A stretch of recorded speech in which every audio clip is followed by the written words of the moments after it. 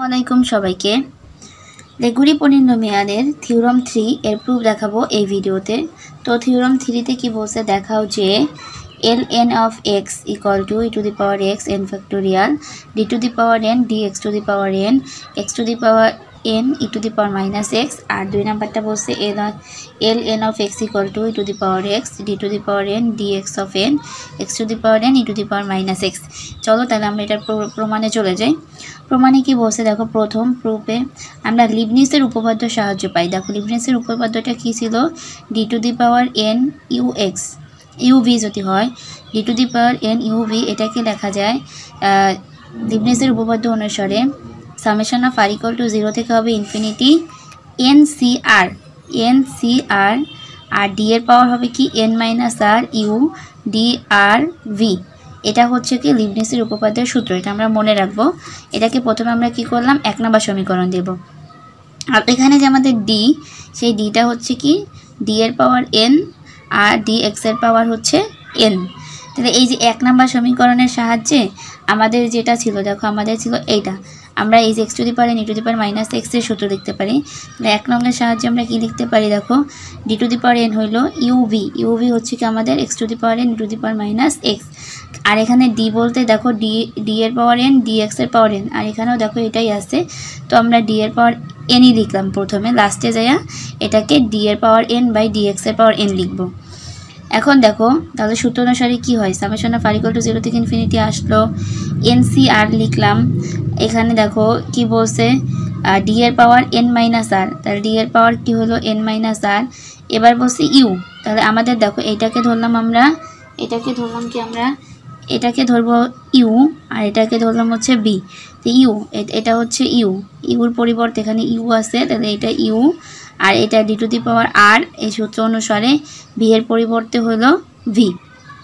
ঠিক আছে, এখন দেখো এখন কি করতে পারি, summation of r equal to 0 থেকে ইনফিনিটি রইল, এই যে এটা লিখলাম ncr হইল। আর দেখো এই যে d to the power n minus r আর x এর পাওয়ার n, এটাকে আমরা সূত্র লিখতে পারি। দেখো এটার সূত্র হচ্ছে কি d এর পাওয়ার যদি n আর x এর পাওয়ার যদি m হয়, তাহলে আমরা লিখতে পারি m factorial by m minus n factorial. তাহলে আমরা এটাকে ধরলাম m আর এটাকে তো n ই আছে, তাহলে m এর ফ্যাক্টোরিয়াল।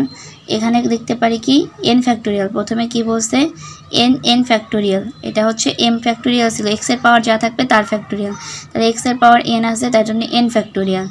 আর কি বলছে এই x এর পাওয়ার থেকে বিয়োগ করব d এর পাওয়ার, তাহলে x এর পাওয়ার কি ছিল n, তাহলে n minus n minus r, n minus r, এটাকে আমরা n ধরে n আর এটাকে যদি m ধরি তাহলে সেটা দেখো মিলে, এখানে কি হয় n মাইনাস m হয়, এই যে সূত্র অনুসারে m মাইনাস n এর ফ্যাক্টোরিয়াল।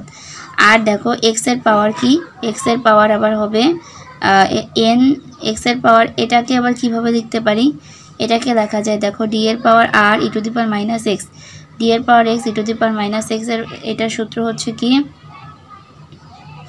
এক্ষেত্রে দেখো আচ্ছা এখানে আমরা আরেকটা জিনিস বাদ দিয়ে গেছি, এটা x এর পাওয়ার কি হবে n মাইনাস r, এটা হচ্ছে এখানে সূত্রের সাথে x এর পাওয়ার m মাইনাস n হবে, m মাইনাস n, তাহলে m হচ্ছে r কে r এর পাওয়ার x এর পাওয়ার m আর মাইনাস n মাইনাস r হইল। আর এখন দেখো এতটুকুকে আবার d এর পাওয়ার r e এর পাওয়ার মাইনাস x কে আবার সূত্র লেখা যায় d এর পাওয়ার n আর e to the power x, এটার সূত্র হচ্ছে কি a, মানে যেটা হচ্ছে e এর সহগ a, এখানে এর পাওয়ারটা কি হবে e to the power n হবে। তাহলে দেখো এখানে x এর সহগটা কি আছে 1, তাহলে মাইনাস 1 এর পাওয়ার কি হবে, মাইনাস আছে মাইনাস 1, তাহলে মাইনাস 1 এর পাওয়ার কি হবে r, কারণ হচ্ছে এখানে d এর পাওয়ার r আছে দেখা, দেখো এখানে n ছিল দেখে n দিছি আর এখানে r আছে দেখে r দিব, আর e to the power minus x মানে e to the power x যা থাকবে e to the power x এর কোনো পরিবর্তন হবে না। এই দুইটাকে আমরা কি করলাম, এটাকে সূত্র ভাঙাইলাম আর এটাকেও সূত্রে ভাঙাইলাম। এখন দেখো এখান থেকে কি করতে পারি, summation of r equal to 0 থেকে ইনফিনিটি ncr n ফ্যাক্টোরিয়াল হইল। আর এখানে কি হয় n ফ্যাক্টোরিয়াল আর n ফ্যাক্টোরিয়াল কাটাকাটি যায়, থাকে কি মাইনাসে মাইনাসে প্লাস r ফ্যাক্টোরিয়াল। আর x এর পাওয়ার কি থাকে, দেখো x এর পাওয়ার n কাটা যায়, x এর পাওয়ার থাকে হচ্ছে মাইনাস r, x এর পাওয়ার কি থাকে না মাইনাস না প্লাস r, কারণ মাইনাসে মাইনাসে প্লাস r, আর মাইনাস 1 এর পাওয়ার r লিখতাম e to the power minus x লিখলাম। তাহলে দেখো এটা আমাদের ডান পাশ ছিল, এটা ইকুয়াল টু আমরা কি পাইলাম, summation of r equal to 0 থেকে ইনফিনিটি হইল এই যে -1 এর পাওয়ার r, আর এই যে NCR, এই NCR কে ভাঙাইলে লিখতে পারি আমরা হচ্ছে n factorial divided by n minus r factorial r factorial.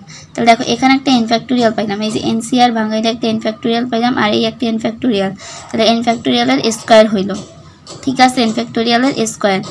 আর দেখো এখানে x টু দি পাওয়ার কি হয়, r থাকলো, e to the power -x থাকলো, আর নিচে কি হইলো, এই যে NCR ভাঙানোর পরে n মাইনাস r ফ্যাক্টোরিয়াল পাইছি, সে n মাইনাস r ফ্যাক্টোরিয়াল লিখলাম।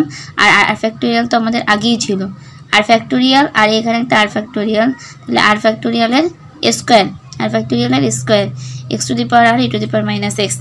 এখন দেখো আমাদের এইটাকে আমরা 2 নাম্বার সমীকরণ দিব। এখন এই 2 নাম্বার সমীকরণের সাথে প্রথমে বলছিল কি, প্রথমে বলছে কি এটা, এই যে এটা কিন্তু আমরা বের করলাম, এতটুকু কিন্তু আমরা বের করে রাখলাম, আর এটাও দেখো এতটুকু আমরা বের করে ফেলছি। আমাদের প্রথমটা বলছে e to the power x by n factorial দিয়ে গুণ করব, আর সেকেন্ডের ক্ষেত্রে e to the power x দ্বারা গুণ করব।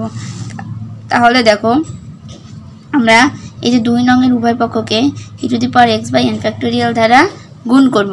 তাহলে e to the power x by n factorial হলো, দেখো dn বাই dx যা আছে তাই থাকলো, d এর power n x to the power n e to the power -x equal to summation of r equal to 0 থেকে infinity হলো, দেখো এখানে যা আছে তাই লিখলাম, তার সাথে e to the power x by n factorial গুণ হইল। তাহলে দেখো এখন কি করতে পারি, আচ্ছা এটা আমরা বোঝার সুবিধার্থে এই পিছটাতে দেখো এই লাইনটাকে আবার তুলে দিয়েছি।